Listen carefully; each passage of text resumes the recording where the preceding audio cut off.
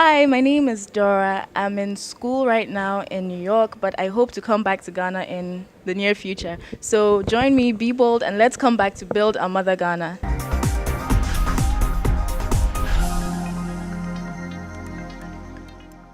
So, can you tell me your name and a little bit about yourself? Okay, my name is Dora Kwarko, and I am a final year student in Columbia University in New York. I'm studying industrial engineering, and yeah, I'll Yeah. graduate soon. Okay, and what exactly is industrial engineering? Can you let us know a bit about that? Right, industrial engineering is learning about managing the mechanical and human factors that go into production. So it's pretty much factory management, but you're looking at human factors, economic factors, as well as machines. So we learn how to mathematically model production process, really, and then optimize it so we make the most money with the least input and so on. Yeah. And so, what are your future plans then with that? With that, I intend to work in the US for a few years, maybe get a graduate degree, a master's, and then come back to Ghana. So hopefully in 5 years or so, I'll be back. Now, what are some of the challenges that you face over there as an international student, Ghanaian international student living in the States? Right. So first of all, we don't have, or as international students, we don't have the family support as we do when we're in Ghana. So after living in your parents' home, you're sort of thrown out into the world, and you're forced to live on your own. That is good and bad because you become independent very quickly. But then the shock is sort of is unpleasant to begin with. But over time, things do get better. And secondly, I'd say the culture shock. Living outside your home country in a different culture always takes some time to adjust. So, yes, just the time to adjust is the harshest bit, but then after that, it becomes quite enjoyable. Now, you mentioned how you're hoping to move back within 5 years, which I'm very happy to hear. But tell me exactly what are some of the challenges that you foresee yourself having in trying to readjust yourself into Ghana?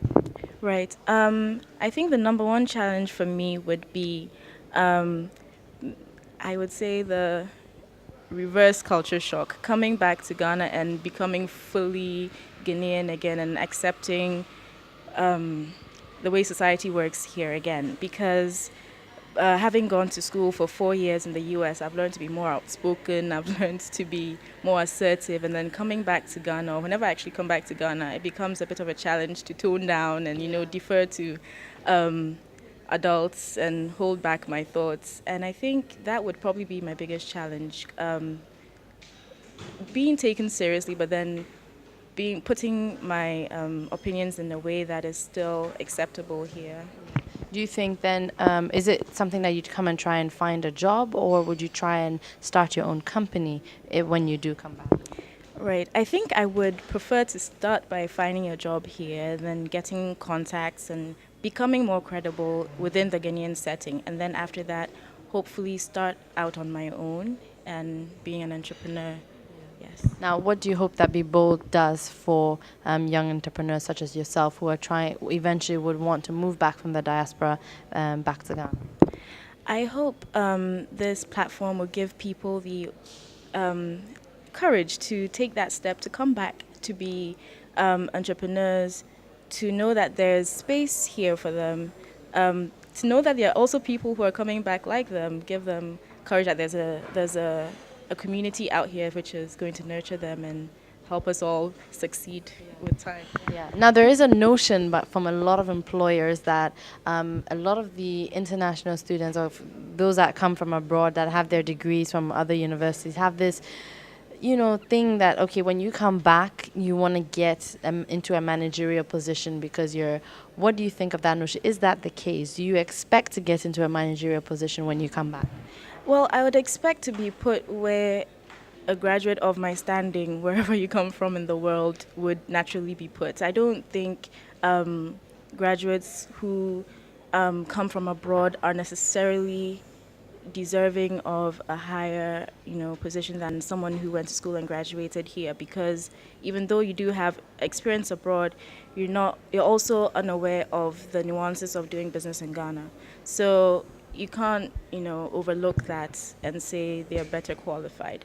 I think it should be a transparent and level playing field for graduates, and positions should be given based on your capabilities and your qualifications. If you're better qualified, you have a graduate degree as opposed to a bachelor's degree, then you should be put where you're supposed to be. It's that simple. Now, my last question then to you is, what were some of the decisions? I mean, when you graduated from here and your high school, which high school did you go to? I went to SOSM and minor in Tema. Okay. So after you finished, was it ever an option for you to study here and go to a university here in Ghana? Or was it automatically to go to the States and study in your field? And why did you pick the States? Right. It was open. We're allowed to apply to whichever country we so wished, including Ghana. And a lot of my friends are here in Ghana. Quite a number went to tech in Kumasi and Legon and Ashesi as well. And however, I mean, I chose to go abroad because it made a bit more sense for me because of what I was interested in. I was interested in a technical degree in an engineering school, but which also gave me the flexibility to study history and economics and, the more social science type subjects. So I'm minoring in economics. I get 2 degrees, but so it really was based on what your preference was, at the stage of applying to university. Well, thank you very much for your time. Yes. All right, this is it, the segment from the Diaspora, and that's it from Dora. Thank you.